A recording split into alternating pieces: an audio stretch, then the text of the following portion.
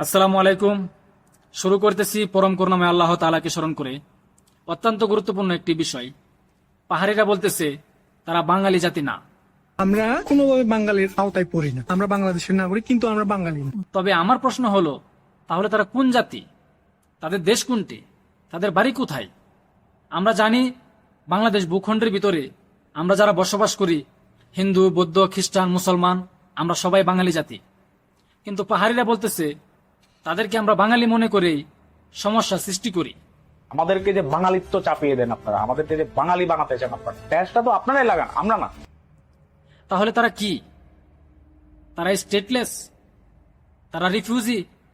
একজন রিফিউজি বাংলাদেশের গভর্নমেন্টের চাকরি করার যোগ্যতা রাখে না।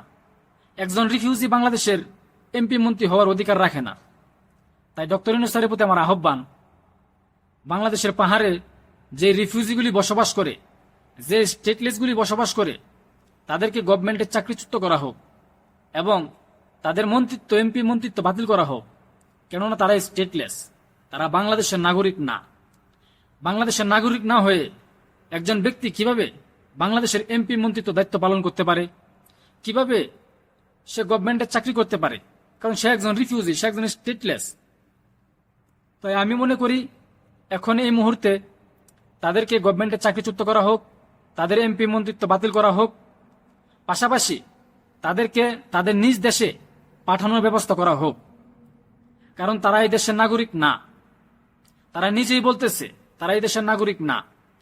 তাই আমি মনে করি বাংলাদেশে থাকতে হলে বাঙালি হয়ে থাকতে হবে, নাইলে দেশ ছাড়তে হবে। আসসালামু আলাইকুম।